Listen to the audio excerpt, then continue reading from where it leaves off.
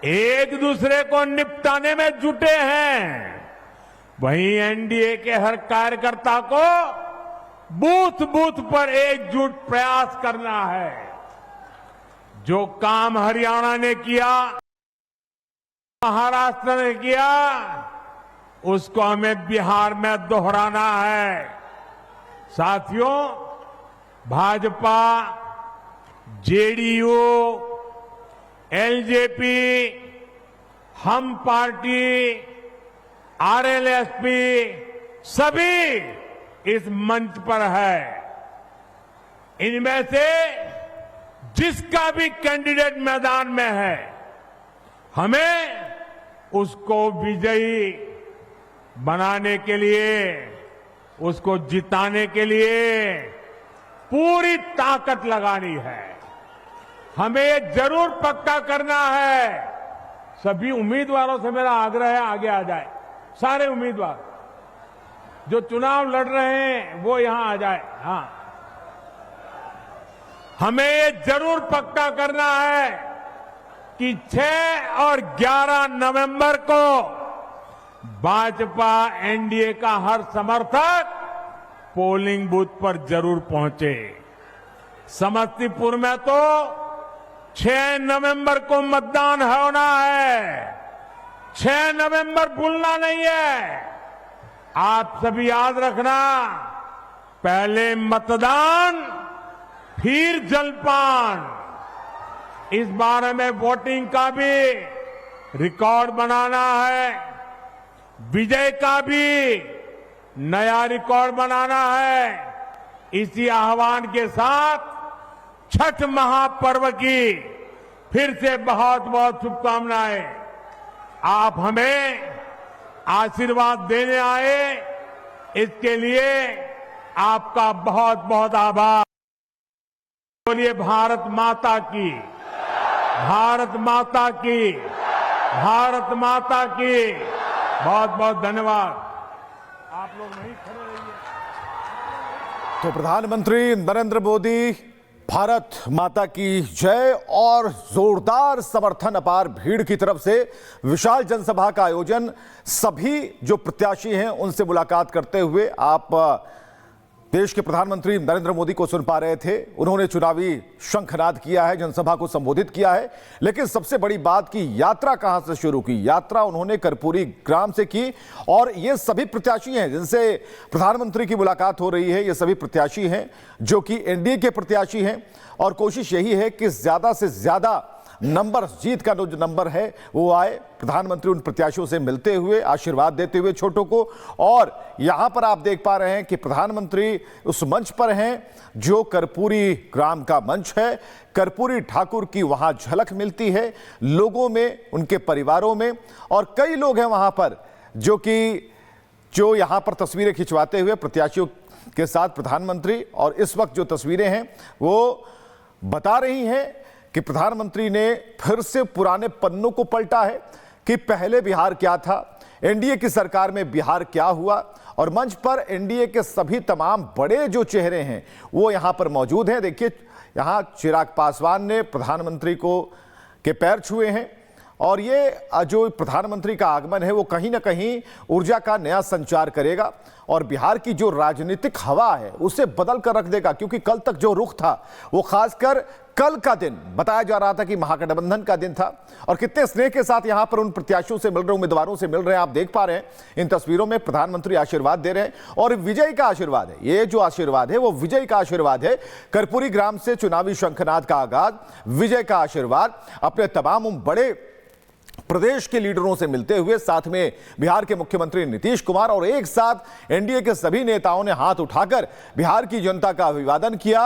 और बिहार का जो चुनाव है यहां से उसके लिए एक टर्निंग पॉइंट है क्योंकि प्रधानमंत्री का आगमन हुआ है। और ऐसी स्थिति में बिहार कैसे आत्मनिर्भर हुआ, इसकी जो विकास गाथा है उसे प्रधानमंत्री ने बिहार के सामने रखा, रोड मैप रखा कि अगले 5 साल में हम क्या करने वाले हैं। और बिहार के नागरिकों को, जनता को यह भी बताया कि आपको बचना है, कैसे लोगों से बचना है, कैसी पार्टियों से बचना है।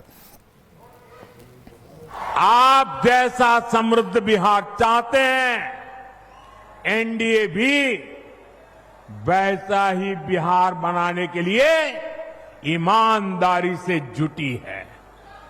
हमारे लिए बिहार के नौजवानों का सुनहरा भविष्य बहुत बड़ी प्राथमिकता है, लेकिन आरजेडी और कांग्रेस वालों से आप ऐसी उम्मीद नहीं कर सकते। आरजेडी और कांग्रेस को अपने अपने परिवारों के राजनीतिक भविष्य की ही चिंता है। इसलिए वो आज बिहार के नौजवानों के सामने झूठ के नए रिकॉर्ड बना रहे हैं। ये लोग सोचते हैं कि इनके हर झूठ पर बिहार का मेरा प्रभावशाली युवा क्या ऐसे ही विश्वास कर लेगा क्या? आरजेडी कांग्रेस वालों, मत भूलो, ये आर्यभट्ट की धरती है। ये मेरा बिहार का नौजवान सारा गुणा गणित समझता है।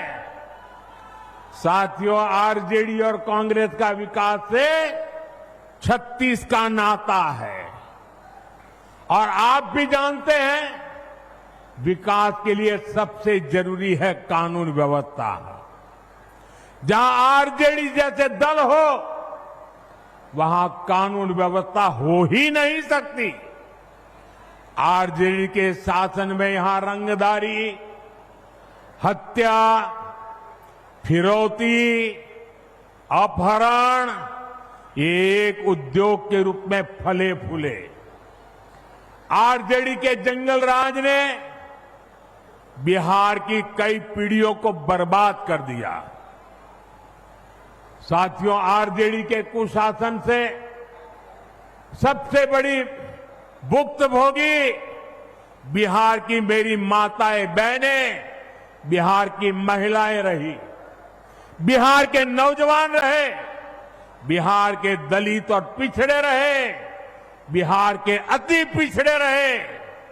जंगल राज में दलितों के लिए, अति पिछड़ों के लिए पुलिस थाने के दरवाजे बंद थे। न्याय की उम्मीद दम तोड़ देती थी।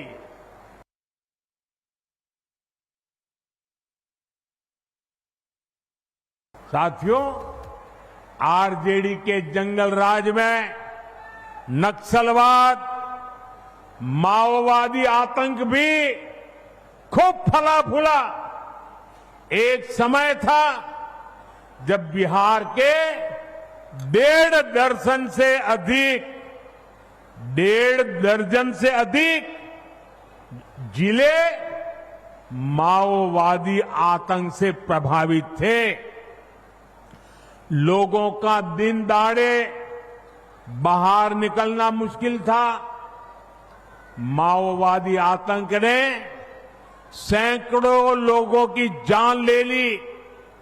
साथियों, 2014 में आपने दिल्ली में एनडीए को अवसर दिया। मैंने संकल्प लिया कि बिहार के और देश के नौजवानों को इस माओवादी आतंक से मुक्ति दिला के ही रहूंगा।